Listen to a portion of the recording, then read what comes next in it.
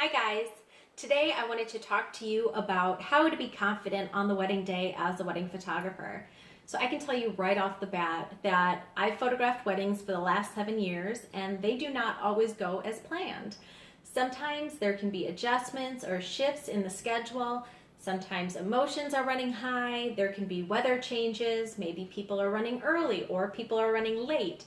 And your job as the wedding photographer is really just to own that situation and roll with the punches. To me, one of the most important things that a photographer can do at a wedding is to already walk in confident in their ability, confident in their ability to shoot whatever needs to be shot and to make sure that they're capturing memories as they're rolling along with the punches. So today I wanted to talk to you about my 6 tips for building confidence on the wedding day. Tip number 1 is to get your wedding schedule in advance of the wedding. For me, the ideal time is about 2 to 4 weeks before the wedding, just so I have enough time to review. So whether it's me as the photographer that's writing the schedule, whether it's the couple, or it's an event planner, whoever's writing the schedule, I need to make sure that I get it in advance. There's 2 reasons why. The first is I want to make sure that the schedule is being very open with me as the photographer, that I am able to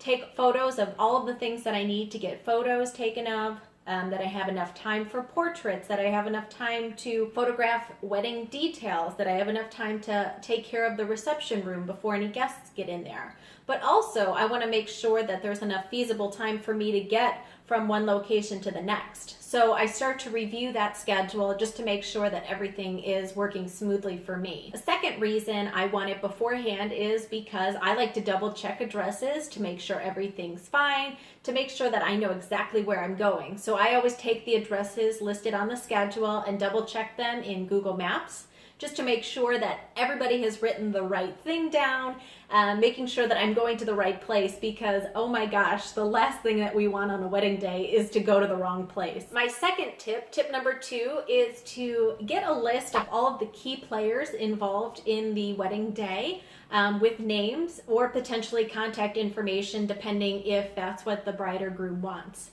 So the contact information for me specifically is just for the sake of an emergency. I would want to make sure that I'm not calling the bride if I'm running into traffic or if I get lost or anything. I want to make sure that I have the phone number maybe to the maid of honor or the mother of the bride, just so I can have somebody that I can call. So I'm not bothering the bride. I'm not interfering with her stress level for the day at all. But just as a safety for me, kind of as a safety net, I want to make sure that I have somebody else to call just in case anything happens. Another reason to get that list of the key players information though is I want to see everybody's name beforehand.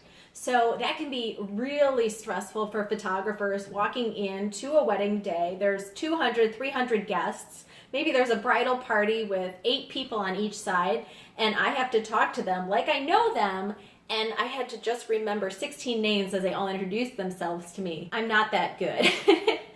If I can get that list beforehand, I can start looking at the names and at least try to remember some of them. I might not remember everybody's name, but maybe I'll remember the mother and father of the bride and the mother and father of the groom, or the best man and the maid of honor. At least I have some point of reference when people start to give me their names. That might help you feel a little bit more comfortable and a little bit more confident, so that's one less thing that you have to kind of like take on the day of the wedding. My third tip is that you walk in confidently and you introduce yourself to people. I think this is so important for shaping other people's perception of you. Just walk in, introduce yourself to everybody, and just confidently own the fact that you are running the photographer space. There's a trust level that's gained once I start to shake somebody's hand and just kind of introduce myself and let them know that I'm there if they need anything, or I want to know what the criteria is.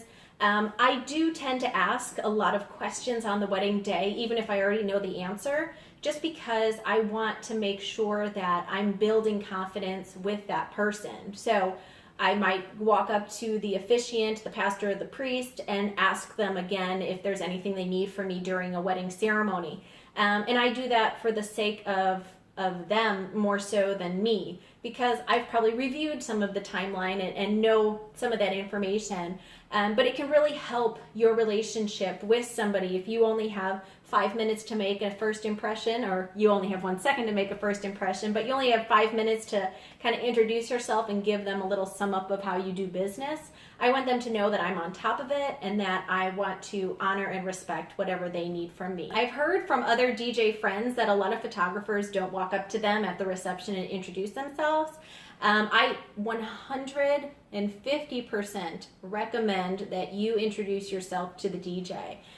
When I walk into a wedding, I know it's kind of like, this is my domain, and I can be in charge as the photographer with my schedule as I'm going through the wedding. But once I walk into a reception, my personal thought process is that I'm going to kind of concede to the DJ. He's the one with the microphone, so he's obviously going to be louder than me. I want to honor what he has and what he has going on as well. So the first thing I do when I walk into a reception is I walk up to the DJ, I introduce myself, and immediately I take out my wedding schedule. I let him look at it and I have him pull out his to make sure we're both on the same page. But honestly, I think it could save us both some headache if we're on the same page together.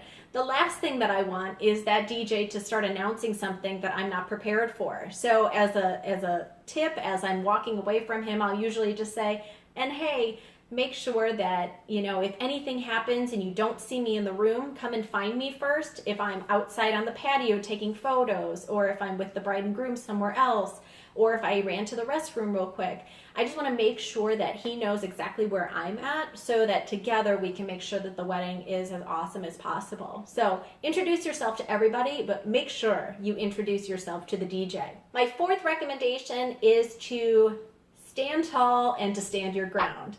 So as you're walking around the wedding day, just make sure that you are exuding confidence, that you are walking around with your shoulders back and your head high. Sometimes, even though that does not necessarily make you feel more confident, you kind of have to make it, you have to fake it till you make it. So just be as confident as you possibly can outwardly, and people will see that in you, and then suddenly you will become that.